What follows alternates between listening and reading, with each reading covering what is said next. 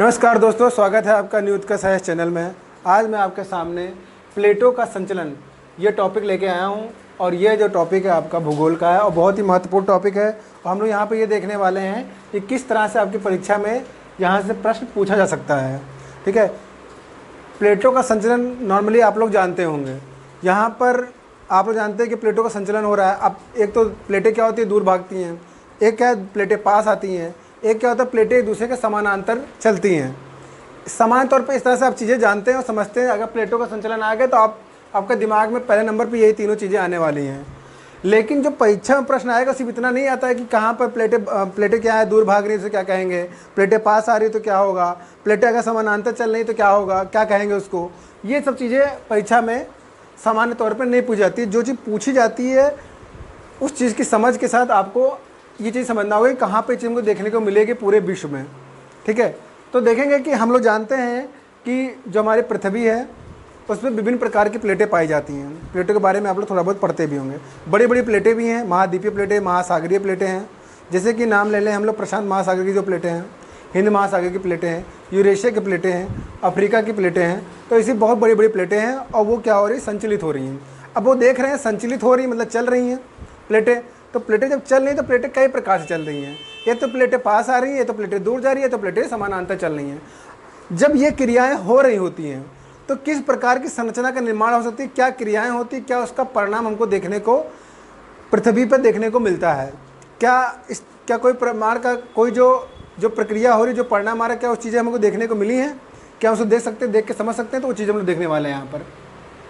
तो जब हम लोग प्लेटों के संचलन आते हैं तो समान तौर पर आप लोग ये तो जान ही रहे हैं, फिर भी मैं आप लोग को बता दूं कि यहाँ पर अपसारी संचलन की हम लोग बात करेंगे, अभिसारी संचलन की बात करेंगे और समानांतर संचलन की बात करेंगे। समानांतर रूपांतर संचलन, ये तीन संचलन है आपका। इसको हम लोग यहाँ पर इसके एग्जाम्पल के साथ पढ़ेंगे जिससे हमको आसानी से समझ में आ जाए, एक बार में याद हो जाए। ठीक है, जब अपसारी कहते हैं यानी डाइवर्जेंट है, मतलब कि दूर जाना। डाइवर्जेंट का मतलब दूर जाना होता है, अपसारी मतलब दूर जाना, मतलब प्लेटें दूर जा रही हैं। जैसे कि मान ली मैंने देखिए यहाँ पर तीन प्लेटें बना रखी हैं और तीनों में हम अलग अलग उदाहरण के साथ समझेंगे इसको। तो तीन प्लेटें, जैसे हमने ये कही, एक प्लेट ये जो दूर जा रही है, ठीक है, इस तरह से दूर जा रही हैं, मतलब इसमें तनाव हो रहा है। तो प्लेटें दूर जा रही है तो कभी ये सटी होंगी, मतलब मान लीजिए क्लोज होंगी, कभी यहाँ पर क्लोज होंगी। ठीक है, अब ये दूर जा रही हैं तो हम लोग जानते हैं कि जो प्लेटें संचलित कर रही हैं तो संचलित क्यों कर रही होंगी, क्योंकि प्लेटों के नीचे समन्वय धाराएं चल रही हैं। समन्वय धाराओं पर क्या करती है, रन करती हैं, चलती हैं। वो समन्वय धाराएं मैग्मा के रूप में नीचे, मैग्मा जो होती है, जो प्लेटें जब पिघलती है तो वो मैग्मा नीचे बनता है। तो जैसे मान लीजिए कि उदाहरण के तौर पे हम यहाँ पर कह रहे हैं कि यहाँ मैग्मा बन गया है। मैग्मा यहाँ प्लेटें क्या हो गई, पिघल के यहाँ मैग्मा बना रखी हैं।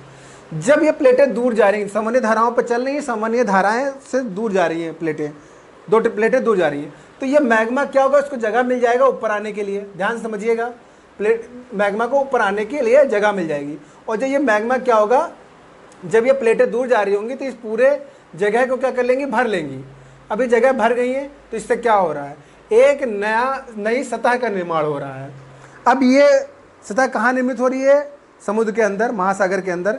इसका मतलब कि समुद्र का क्या हो रहा है, विस्तार हो रहा है। सामान्य भाषा हम लोग कहें तो महासागरों का विस्तार हो रहा है। अब महासागर में क्या, प्रशांत महासागर कह सकते हैं, अटलांटिक महासागर कह सकते हैं, हिंद महासागर कह सकते हैं। लेकिन अब इतनी चीज़ें हम कह रहे हैं तो आपके दिमाग में रहेंगे कि क्या तीनों के तीनों महासागर जो मैं बोल रहा हूँ कि प्रशांत महासागर कह लें, अटलांटिक महासागर कहें, हिंद महासागर, तीनों में क्या प्लेटें दूर जा रही हैं। तो यहाँ पर चीज़ समझना होगा कि कौन से हम प्लेटों की बात कर रहे हैं, किस महासागर की बात कर रहे हैं हम यहाँ पर।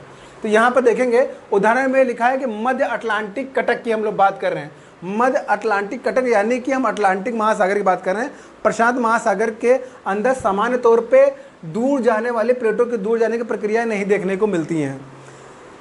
जहाँ पर हम जो मैं बोल रहा हूँ बहुत इसको सही से समझना है आपको। ठीक है, तो मध्य अटलांटिक मान लीजिए अटलांटिक महासागर में प्लेटें दूर जा रही हैं, इसका मतलब मैग्मा ऊपर आ रहा है और मैग्मा क्या कर रहा है, नई सतह का निर्माण कर रहा है। इसका मतलब ये हुआ कि अटलांटिक महासागर, जो हम लोग अटलांटिक महासागर, आप दिमाग में आपको कहेगा, अब अगर आप मैप नहीं देख रहे हैं तो अगर मैप आपको देखना होगा, यहाँ पर जब मैं समझा रहा हूँ तो मैप जरूर खोल के रखिए। जो अटलांटिक महासागर हमको देखने को मिलता है वो उत्तरी अमेरिका, इधर यूरोप और यूरोप के नीचे अफ्रीका और यहाँ और उत्तरी अमेरिका के दक्षिणी अमेरिका के बीचों बीच पूरा अटलांटिक महासागर है। इधर आपका ये चीज़ और यहाँ पर आपका यूरोप, यहाँ अफ्रीका, ये आपका यहाँ पर उत्तरी अमेरिका, दक्षिणी अमेरिका इधर, और बीच में क्या है अटलांटिक महासागर।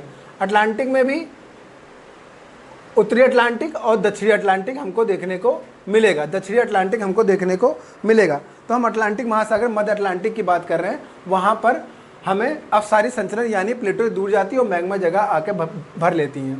इसका मतलब ये हुआ कि जब परीक्षा में प्रश्न आएगा कि किस महासागर का विस्तार हो रहा है, फैलाव हो रहा है, जिसका क्षेत्रफल बढ़ रहा है, तो आप कहेंगे कि मध्य अटलांटिक, इसलिए अटलांटिक महासागर। इससे क्या हुआ आपको पता चलता है कि जो उत्तरी अमेरिका और दक्षिणी अमेरिका की प्लेट जो है वो दूर जा रही हैं यूरेशियाई और अफ्रीका की प्लेटों से। जाहिर सी बात है, दूर जाने का मतलब क्या है कि मतलब कि इस तरह से मूवमेंट इसका हो रहा है, ठीक है। और ये क्या यूरोप और ये नीचे दक्षिण यहाँ पर अफ्रीका है, इससे दूर जा रही होंगी, तभी प्लेटों के बीच में जगह बन रही होगी और मैग्मा ऊपर आके उसकी सतह को भर रहा होगा। इसका मतलब कि ये जो अटलांटिक वाला जो अटलांटिक है उसका विस्तार हो रहा है, मतलब कि अटलांटिक महासागर फैल रहा है। जब हम कह रहे हैं फैल रहा है तो इसका मतलब ये है कि कोई ना कोई महासागर ऐसा होगा जो कम भी हो रहा होगा। कहीं अगर कोई चीज़ बढ़ती है तो कहीं कोई चीज़ घटती भी है, ये एक थ्योरी भी है, ठीक है। फिर ये देखेंगे अब सारी, अभी तो आप समझ गए, ठीक है। मैंने यहाँ पे लिख दिया है कि अमेरिका, यूरेशियन मतलब यूरोप प्लस एशिया एवं अफ्रीका प्लेटें अलग हो रही हैं। तो अमेरिका मतलब कि हम उत्तरी अमेरिका, दक्षिण अमेरिका की बात कर रहे हैं। यूरेशियन यानी यूरोप और एशिया और अफ्रीका प्लेटों की बात कर रहे हैं यहाँ पर। तो उम्मीद करता हूँ इतना तो आपको आसानी से समझ में आ गया होगा। दूसरा देखेंगे अब अभिसारी का मतलब होता है कि प्लेटें बहुत ही नज़दीक आ रही हैं, ठीक है, आपस में टकरा रही हैं, ठीक है, मतलब कि उसमें कन्वर्जेंट देखने को मिला। कन्वर्जेंट मतलब आपस में टकराना होता है, ठीक है। अब दूसरा उदाहरण हम यहाँ पर बना रहे हैं कि प्लेटें अब क्या हो रही, पास आ रही हैं।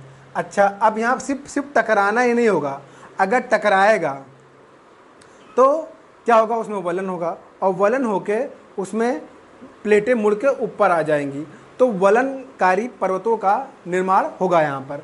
तो वलित पर्वतों का निर्माण जब आपके दिमाग में आया या परीक्षा में पूछा जाए तो आपसे पूछा जाए कि वलित पर्वतों का निर्माण किस प्रक्रिया से होता है, तो आपका उत्तर होगा अभिसारी संचलन यानी कन्वर्जेंट मूवमेंट की वजह से ऐसा देखने को मिलता है।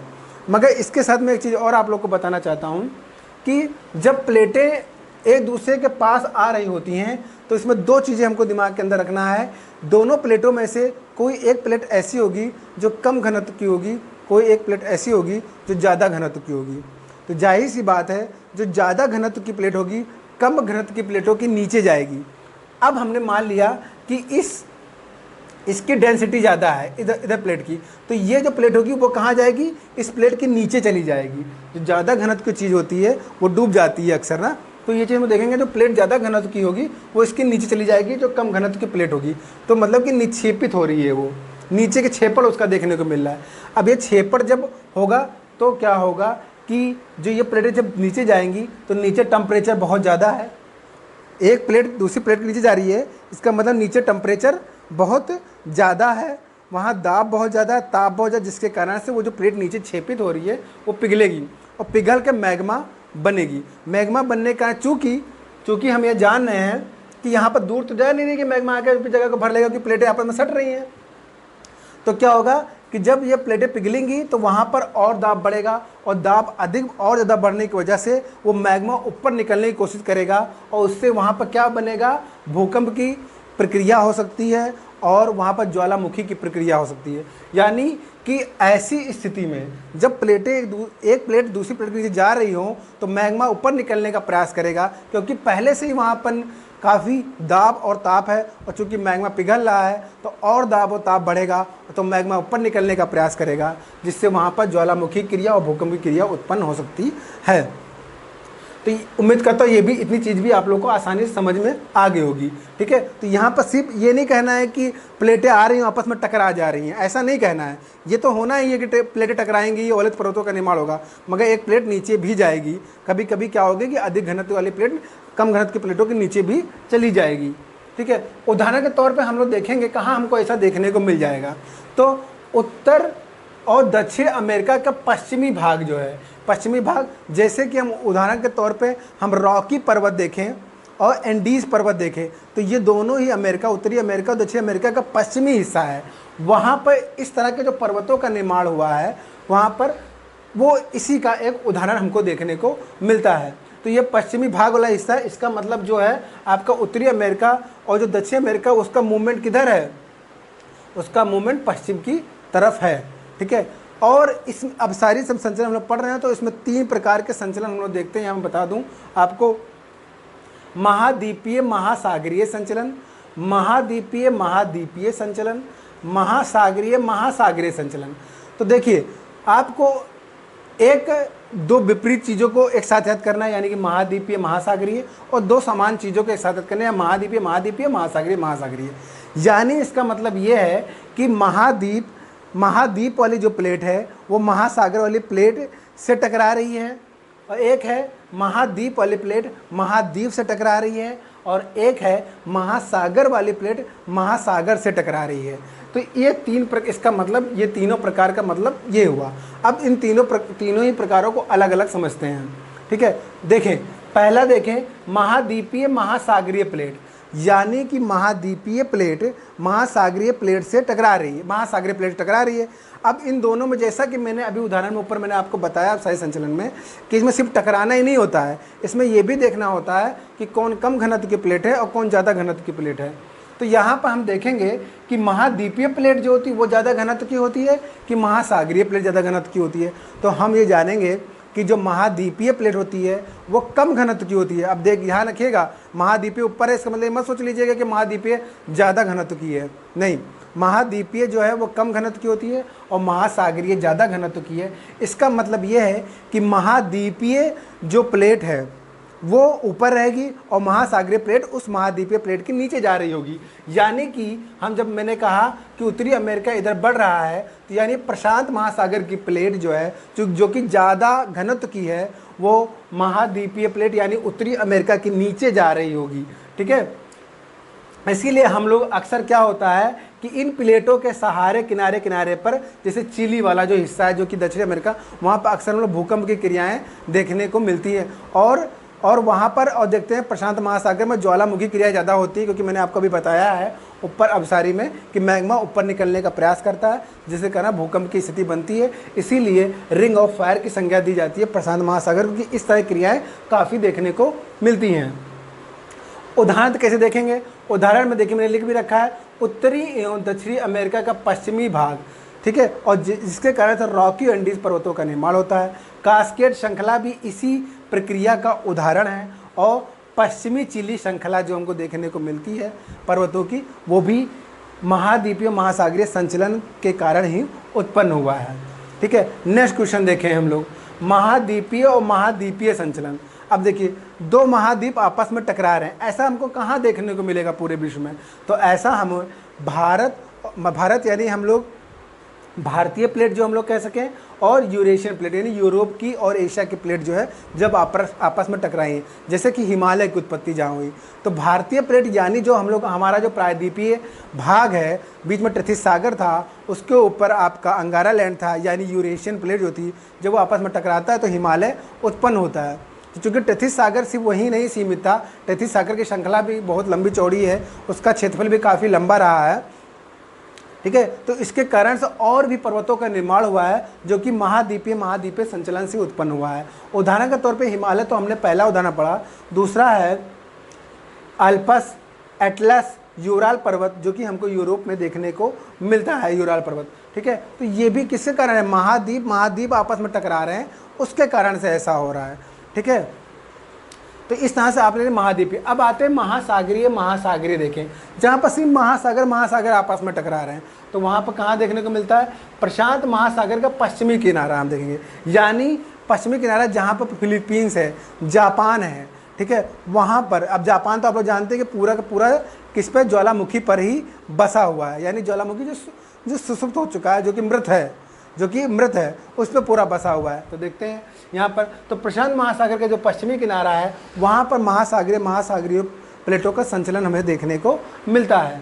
जैसे कि मारियाना गर्त का वहाँ निर्माण हुआ और फिलीपींस गर्त का, इसके कारण गर्तों का भी निर्माण होता है। यानी कि जो रॉकी पर्वत है और कास्केड श्रृंखला जो है, एंडीज पर्वत जो है, और प्लस मारियाना गर्त और फिलीपींस गर्त, ये सभी किसी के उदाहरण है, अभिसारी संचलन के उदाहरण हैं। नेक्स्ट और अंतिम जो है हमारा रूपांतर और समानांतर संचलन। रूपांतर और समानांतर संचलन क्या मतलब, तो प्लेटें क्या हो रही है, ना तो दूर जा रही हैं ना तो पास आ रही हैं, बस एक दूसरे के पैरेलल चल रही हैं। यानी कि ये दो प्लेटें हमने लिया और उदाहरण के तौर पे हम देखेंगे कि एक इधर मूव कर रही है, एक इसके विपरीत दिशा में इस तरह से मूव कर रही है, मतलब पैरेलल दिशा में। इसका मतलब ये है कि दोनों टकरा नहीं रही हैं, तो ना ही बीच में कोई मैग्मा आके उसको फिलअप करने वाला है और ना ही ये टूट के किसी वलय पर्वतों का निर्माण करने वाला है। इसका मतलब ना ही ये विनाशकारी प्लेट है, ना ही ये सृजनात्मक प्लेट के अंतर्गत इसको रखा जाएगा। ठीक है, तो ऐसी प्लेटें कहाँ देखने को मिलती है, कैलिफोर्निया के सैन एंड्रियास।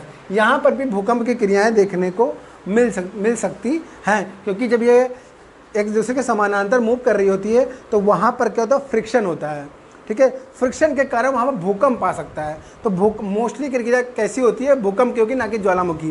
तो ज्वालामुखी समान तौर पर नहीं देखने को मिलेगा, लेकिन भूकंप की क्रिया देखने को मिलेगी। जैसे कैलिफोर्निया का सैन एंड्रियास भ्रंश जो है, ये भ्रंश किसके कारण बना है, सैन एंड्रियास भ्रंश जब आप देखेंगे कैलिफोर्निया जो देखेंगे, जो कि पश्चिमी किनारे पर है, जो कि उत्तरी अमेरिका में है, वहाँ पर हमें समानांतर यानी रूपांतर क्रियाएं देखने को मिल जाती हैं, संचलन क्रिया देखने को मिलती है। इसीलिए वहाँ पर ऐसा हमको देखने को मिलेगा नहीं कि वहाँ पर प्लेटें दूर चली गई हैं, प्लेट टकरा के किसी पर्वत का निर्माण, ऐसी क्रिया भविष्य में भी देखने को नहीं मिलेंगी। हाँ, भूकंप के झटके महसूस हो सकते हैं क्योंकि घर्षण होगा। तो इस प्रकार से प्लेटों का संचलन आपने देखा, 3 प्रकार के प्लेटों संचलन है। मेरा उद्देश्य यहाँ पर यह था कि इन प्लेटों के संचलन के माध्यम से मैं आपको बता सकूं कि किन किन पूरे विश्व में कहाँ पर किस प्रकार की प्लेटों का संचलन देखने को मिल रहा है और उसके उदाहरण कौन से हैं जो कि आपकी परीक्षा में पूछे जा सकते हैं। तो उम्मीद करता हूँ कि पूरा वीडियो अच्छे से आपको समझ में आया होगा, इसलिए इस वीडियो को अधिक से लाइक करें, शेयर करें, सब्सक्राइब करें। आज के लिए इतना ही, धन्यवाद।